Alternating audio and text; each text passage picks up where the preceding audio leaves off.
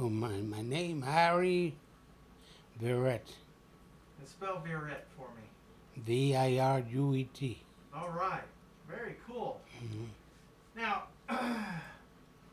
how old are you? 100. No, you're not. 100 years old. No, I don't believe that. 100 years old. Wow. I am. What year were you born then? 1920. 1920. Wow. I know it sounds like I'm asking repetitive questions, but it helps me do the story. So, I interview a lot of veterans that are around 97, 95, but this is the first one I've interviewed that's 100 years old. Yeah. Wow. How do you stay so young? But I don't know. I keep myself young. I don't know. I mean, you got to have a secret, right? What kind of secret I want to know? You want to know what it is? Yeah. His family has longevity. Maybe it's those good genes. So you were born here in America, correct? Hmm? You were born here in America, right? Yeah. So you would be first generation from Puerto Rico? My first generation? Yeah, you would be, like if No. your father came over from Puerto Rico, correct? No, my father used to work over here. Oh, okay. He used to work at a Jacob Rupert Beer. And she was working there for about 29 years. Oh, very cool. And then we used to live in 98th Street in New York. Wow. In 98th Street. Well, being in New York and you're 100 years old, I am sure that you probably remember Pearl Harbor. Yeah. Can you tell me about that? Pearl Harbor? Yeah. I don't know. I remember Pearl Harbor when it was invaded by the Japanese. Yeah, but you being in New York City, I've seen all kinds of like newsreel and stuff like that, people gathering. But I was already in the army. Oh, you were already in the I'm army? already in the army when the Japanese attacked Pearl Harbor. Oh, okay. I was already there. What were you doing then? I was in Fort Bragg, North Carolina, and I was training over there. I was already trained for about a year. And we was in the horse cavalry. Horses? So, No, 4th Cavalry. 4th Cavalry. so they took us out of the horse cavalry. They break out and they made a different outfit, and they sent us to Oklahoma. In Oklahoma, we was there for about two and a half years. And then from Oklahoma, they put us in the train about 4 o'clock in the morning, and they took us to Camp Kilmer, New Jersey. We was in there for about 3 weeks, no more than 3 weeks. They were training how to get into a train, how to get out of the train. No other thing, they were training us. And then after they got us there, we went back to our outfit in the same area. And we stayed there. We can't get out, nothing. So one morning, about 2 o'clock in the morning, they put us in the train and they took us to foreign vacation, someplace in Brooklyn. I don't know what it was. From there, we get out. We get out early in the morning, about 5 o'clock in the morning. We get out of the train. We went to the port on vacation. We stayed there for about an hour and a half. They gave us coffee and all that stuff. And they put us in a ship. The ship name was George Washington. George Washington. George Washington. SS George Washington. Was a big German, used to be a German ship. They took that ship, I don't know how they took the ship from the German. But they took us in the George Washington ship, and they keep us inside there. George Washington for about a day and a half before we left. Then about 3 o'clock in the morning, we left the port. When I wake up in the morning, I know we was at sea someplace. We don't know where we were. So they was fighting a German submarine that was in the area, about 10 miles away from there. And they keep us inside the bunk to be ready in case you had to get aboard the ship, get off. So we stayed there for about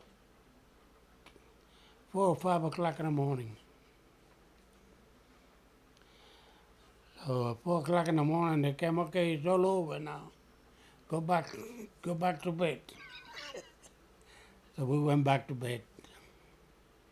But a submarine, though, did that worry you? I mean, you're kind of like a sitting duck out there. Yeah, we was worrying a little bit, but not much. Because we had destroyers. We had our own submarines around the area. Got on that ship all around. So I don't think they came that far. They was about 10 miles away from me.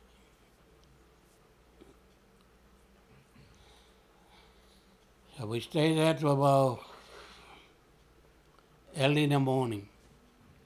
He said to go back to sleep. I didn't want to get up. He said, get out. I don't want to get back to bed. So I stayed. I went and have a cup of coffee, and I sit down in the corner, and I stay there.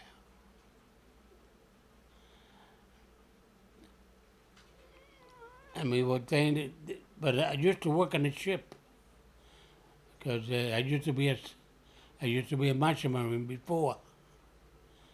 So they were asking guys, did you work on the ship before? I said, yeah. So they put me to work on the ship. I was one part of the ship. I used to stay there for about 2-3 hours before they come to release me. And that's the way I went. And that's it.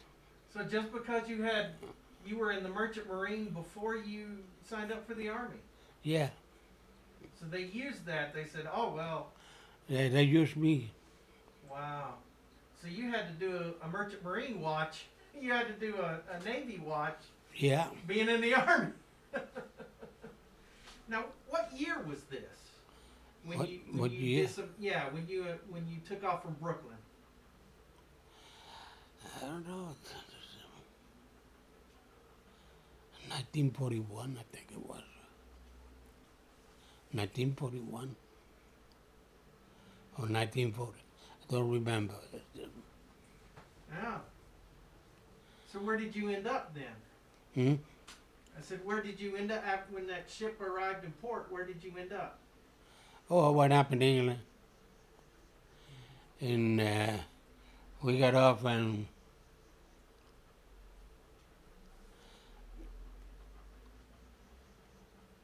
I don't remember the name of the place, but I know that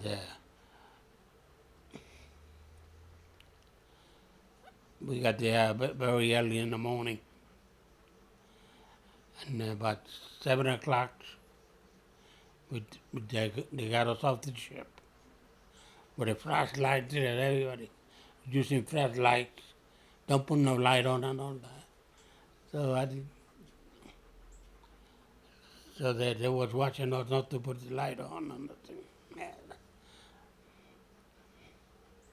Because the German used to come once in a while and drop bombs all over the area there.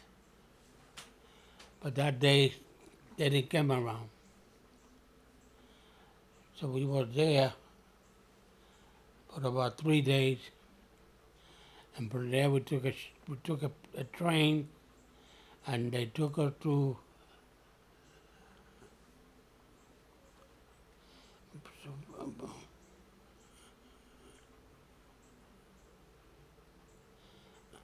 there was a place, a town named Lowton, England, and we get off there,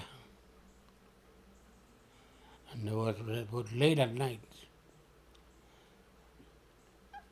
and we went in there. We was there for about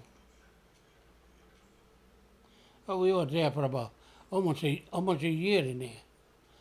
But the Germans used to come at night time, just to drop bombs all over the area there. They already had that zero in, the German. What did you think about that? I mean, how did you feel knowing that the Germans were flying over and dropping bombs on you? I was scared. I was scared. Sometimes I used to get up naked from the bed and try to get into the low area so I can hide from the German because they used to drop bombs all over the place. And that was bad. Do you have any close calls? Any, Mm-hmm. Do you have any time where you thought you might, get hit? Mm-hmm. Many times. The Germans used to come around and drop bombs. And they used to come some of the bombs, they never explode. And we had to put a red flag all around the bomb and nobody get near there.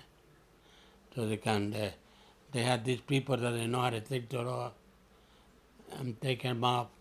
And they used to take them out and put it out together again.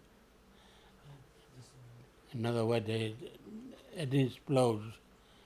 And sometimes the German used to drop a bomb that they didn't explode at all.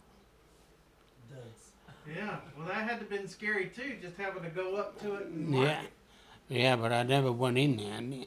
I never went near there. So what were you, in Britain, what were you training for? Were you guys getting ready to train to assault the beach, or what exactly were you guys doing? Oh, we was getting ready to go for invasion of Normandy. We was very near the port of Exeter. Exeter, England. Uh-huh. That's a big ship port, about 12 miles away from there. So the day we left about 6 o'clock in the morning. We got in, they put us inside the ship. There was an LSD. You know, it's a LSD, they used to open the doors in the front. We got in there, we got in the ship. We got all the equipment in there and everything. I said, well, we're getting ready to go. But we never left.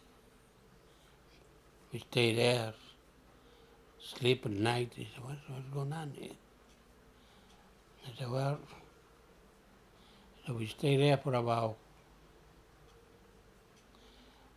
a week. We were doing the same thing, just going to sleep there. Finally, we got inside the ship. We went to sleep. And the ship about 2 o'clock in the morning, we was already on the way to the invasion. And we didn't know nothing about it. And then I didn't want to sleep that day. I stayed up inside the bathroom. Stay there. Then about 7 o'clock or something, there was a big bombardment. There was German plane, uh, American plane, there was a Nevada battleship, and other destroyers that was firing to the coast and fired all the German plane was coming and raping all over the place. And then I really scared. I didn't want to get out. So, and the plane, a lot of these bombs just hit the water, exploded. You hear a concussion, or you hear the plane, you hear the ship shaking.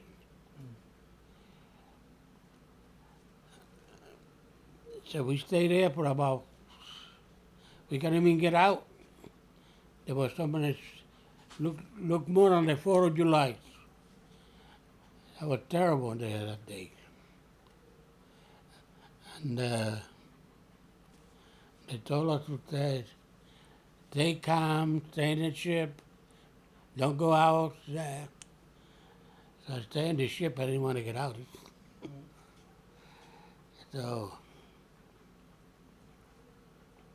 the German was bombarding all our area. And we had mines in the water. You gotta watch that those mines don't hit the ship. But there was mine all over the place there. So they had boats that were coming around trying to blow up all this mine.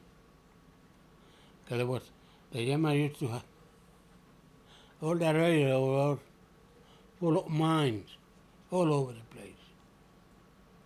So these boats, small boats, used to come in the area and blow up the place.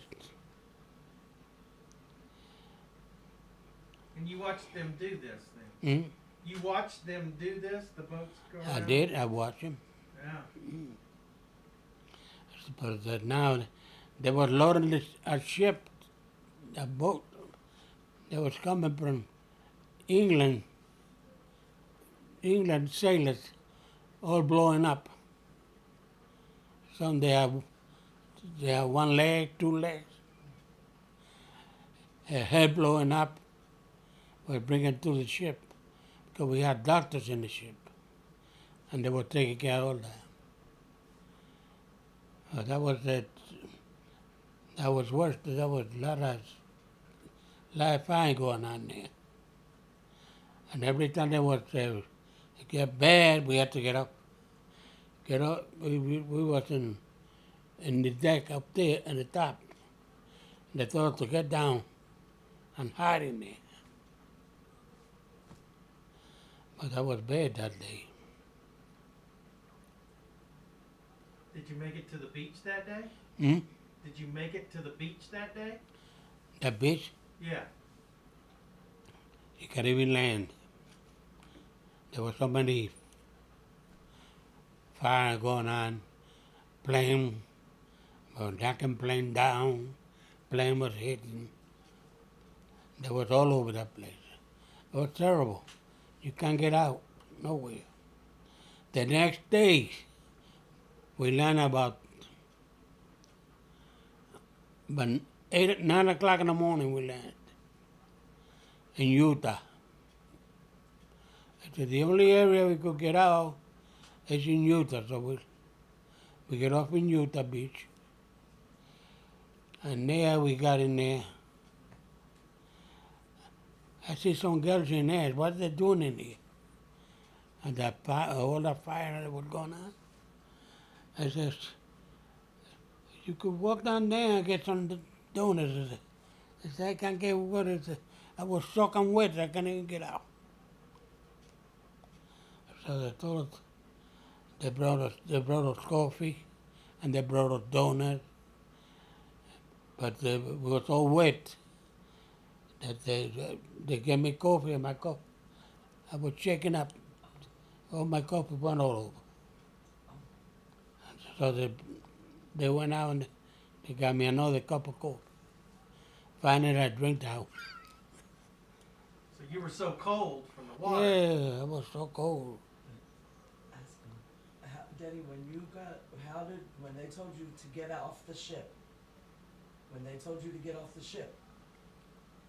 then you got off the ship, what did you do? You stayed in the water. I stayed in the water for a while. 10 hours, something like that. 10 hours in the ocean. Yeah, tell me about the water. Tell me about being in the It water. was very cold. And the only thing that used to water me was that thing that used to stick in the body. Leeches? That bloodsucker or something they used to call them. I had it all over my body. Oh, I gotta take it off nice and slow, easy. I believe there were leeches. Yeah. oh, okay, yeah. Daddy, so Go ahead. when you got out, to get out of the water, what happened? Did the ship get bombed, and then they told you to get off the ship? Oh, the boat got hit. Got hit by an arsenal. Boat got hit. What happened? Nothing. The boat got hit. And then what happened? We all jumped in the water because the water went down. But that boat got hit. The water was shallow.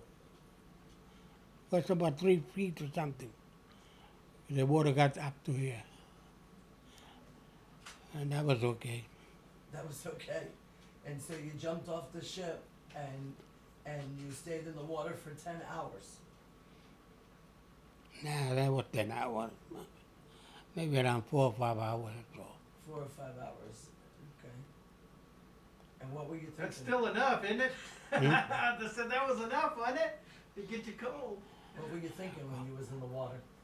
I was thinking, getting drowned. That's I mean, was shallow there. The water was very shallow there. yeah, but like you It were was in the about water. 5 feet, the most, 5 feet. You were in the cold water with leeches all The only over. thing I had the bloodsuckers.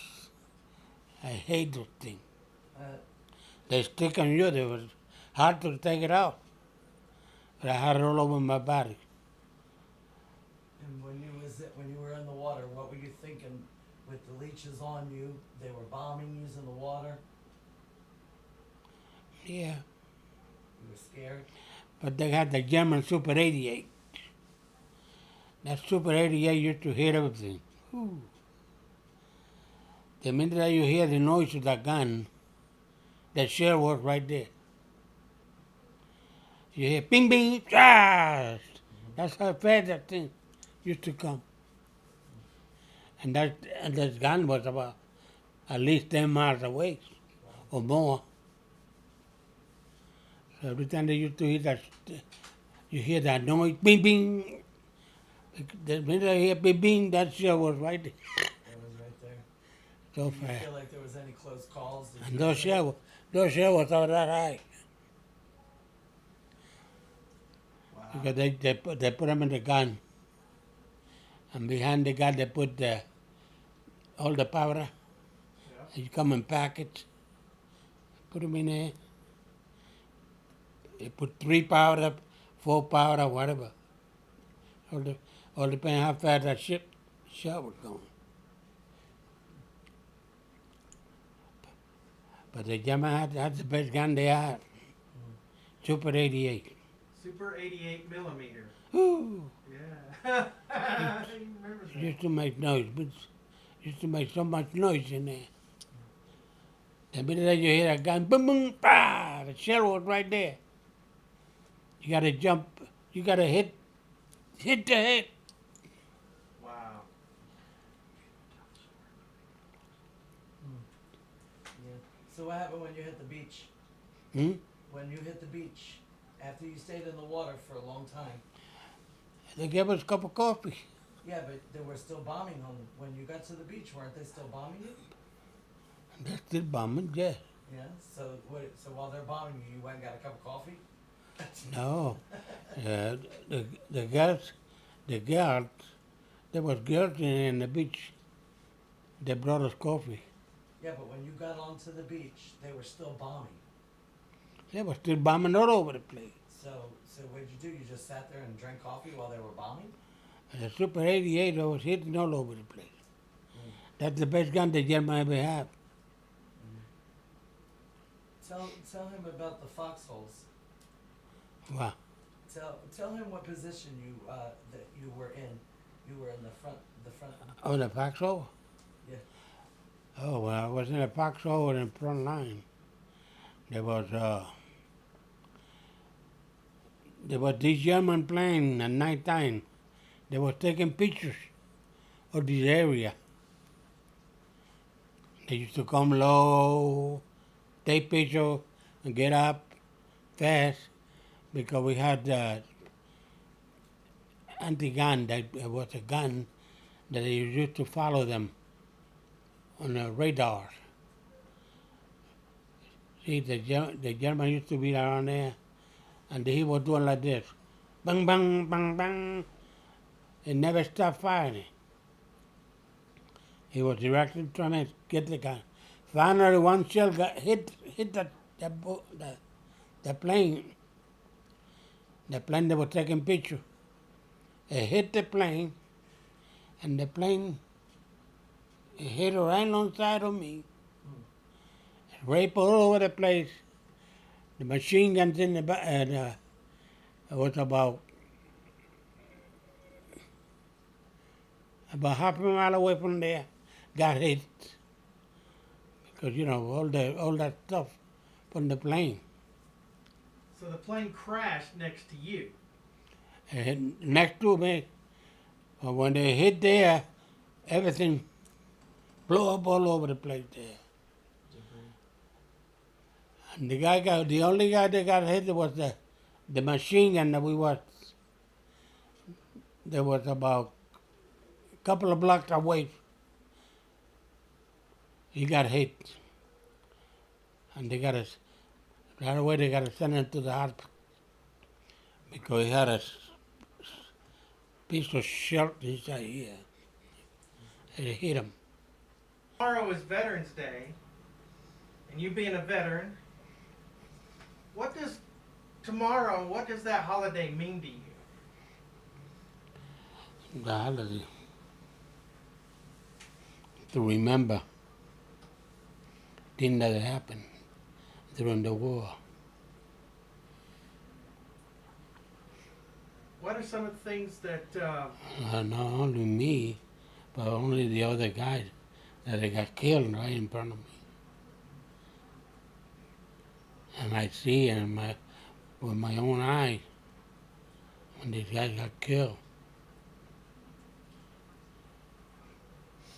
you remember those guys every single Veterans Day, huh? I remember, especially the guy named Sheridan. He was my best friend. That one of these days I'm going to go onto Wooler Street, New York. That's where he used to live. Right across the street from where he lived, had a bar that the family used to go in there and stay there most of the time. The father, the mother, Yeah. and all that.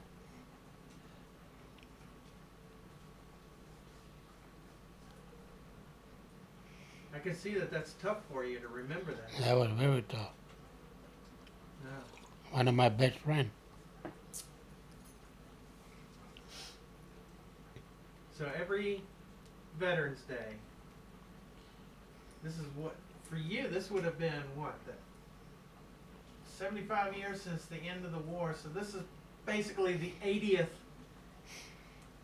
Veterans Day for you. Yeah. What will you do tomorrow? Let me ask you that. What will you do tomorrow? Tomorrow? I don't know. Well, we're gonna Thinking. Sometimes I think about my best friend. That's the only thing that I think about it.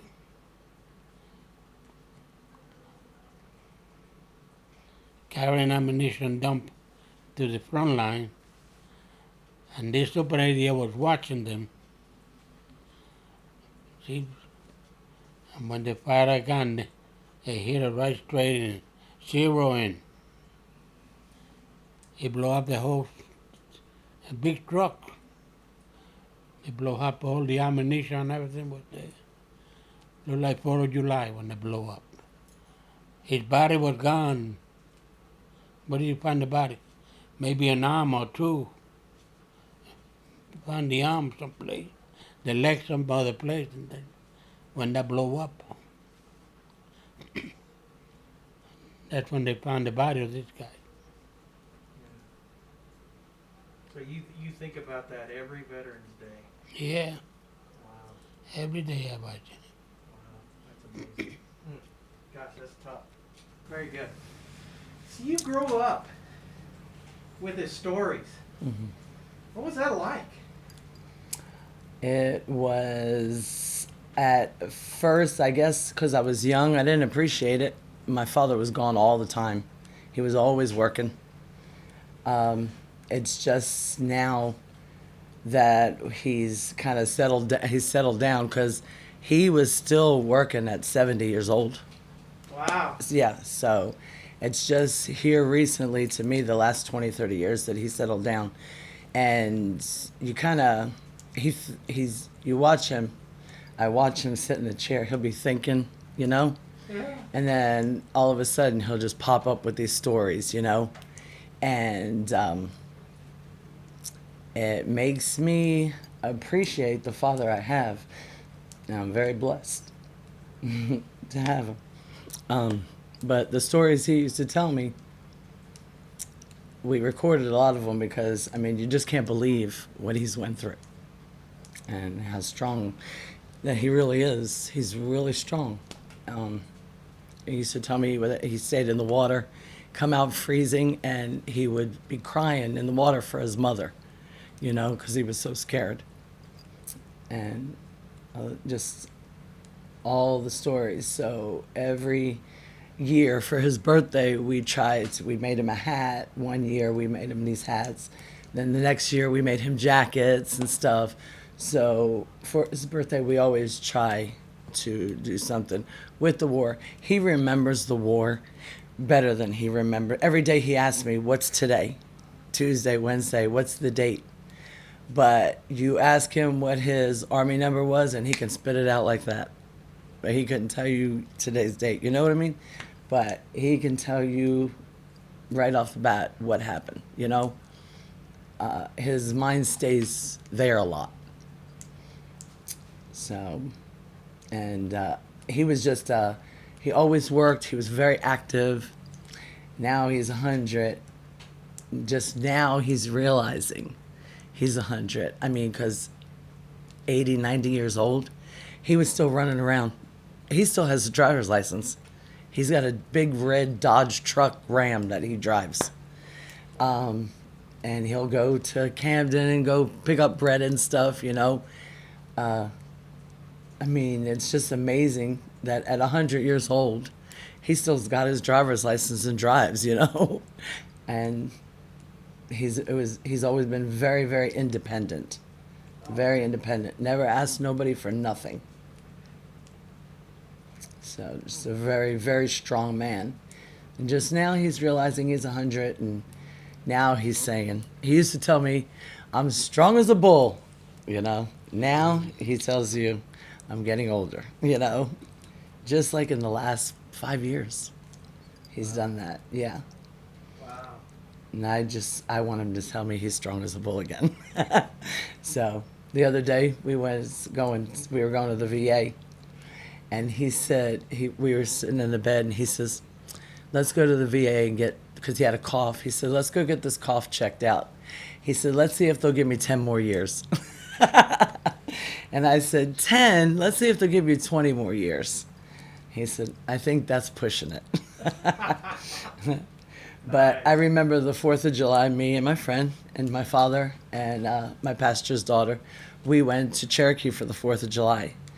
And it's like nothing excites him anymore, you know, because I was like, look, Dad. He's like, Anna, He says, it doesn't excite me anymore. He said, I said, why? He said, the best fireworks I ever saw. I said, what were the best fireworks you ever saw, Daddy? He said, World War II and Puerto Rico. Those are the two. So we're hoping that next July 4th, we're going to go to Puerto Rico and go watch the fireworks. Seeing as how we can't see his first best fireworks. Sure. We're going to go see the second ones Now, that he was his mentioned. father Puerto Rican? Yeah. hmm Yeah. He served in World War One. Yeah. And then I guess he My moved. father is a French descent. French. Oh, Yeah. okay. French. Yeah, but he served in World War One, and then he moved to Puerto Rico, and that's when he bought all of San Juan Mountain. Yeah, he bought the whole top of the San Oh, Juan so Mountain. he was French, so he was American, and then he moved to Puerto He was Rico born after here. the war. Okay. Yeah, but he is of Puerto Rican descent also. Oh, he His is? family's Okay, from all right. there. Yeah. Because you've got a little bit of an accent. It's a little Latino kind of accent going Yeah. on. Yeah, Yes. absolutely. Yeah. Yeah, and his family has longevity. He had two aunts, and one lived to be 107, and the other one lived to be what? Which one? Your two aunts then. Oh, that's the Maria. She's 107.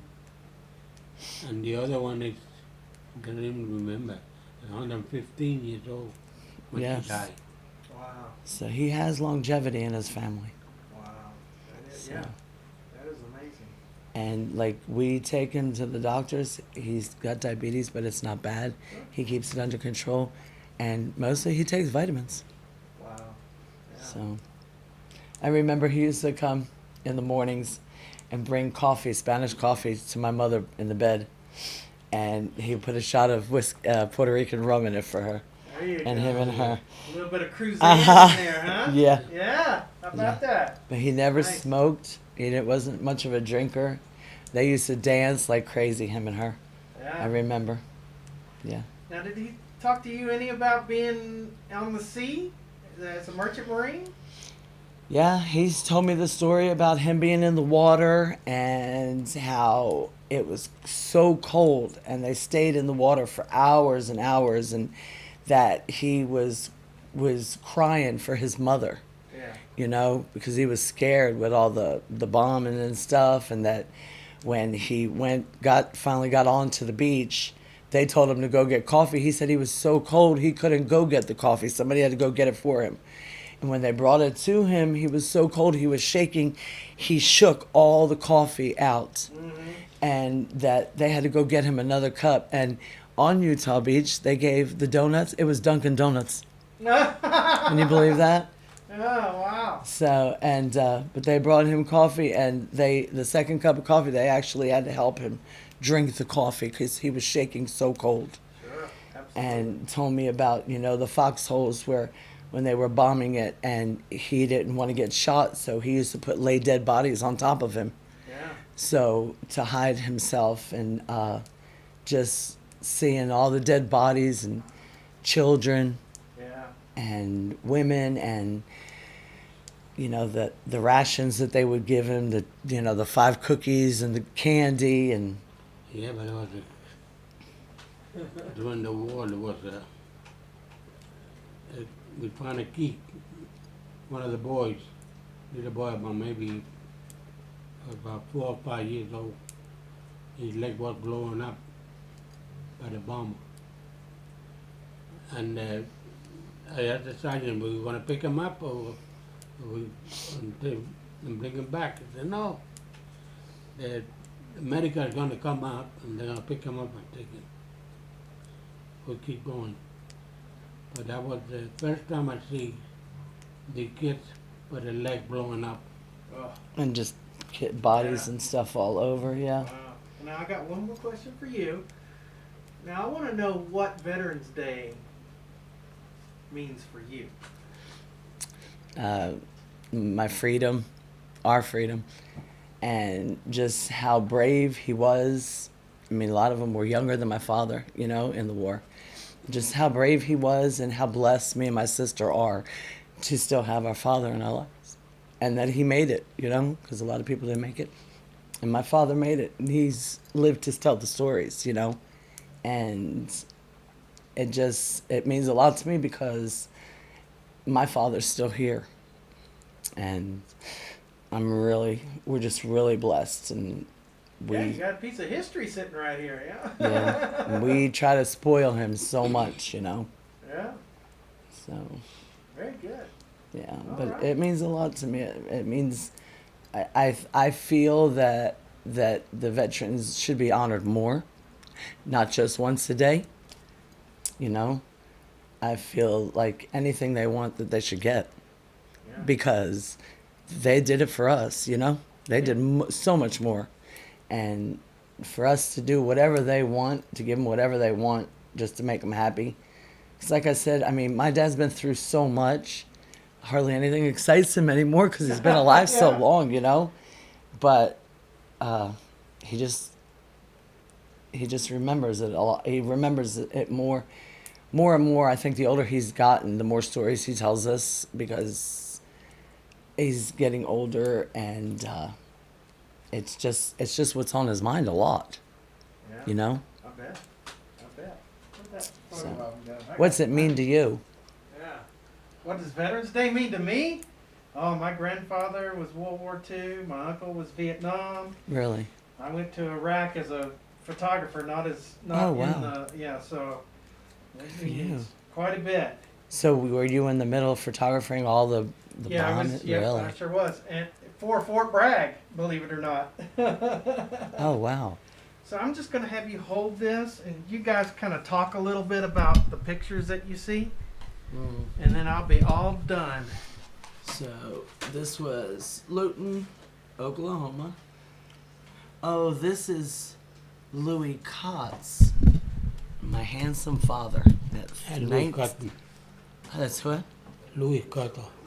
Oh, Louis' cousin, Cotto. Koto. Yeah, and this is Fort Bragg's. That's me. Yes, that is you. Yeah, and this was in Oklahoma. Yeah. Mhm. Yeah. And why did they keep on putting a guitar in your hand? Yeah. These were taken in Brooklyn. Yeah, that's your sister Iris. And then this was you in Iceland.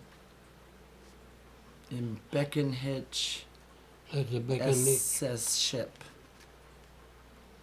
Stewart Air Force New York base, 35 years old. And there's me and you. All right.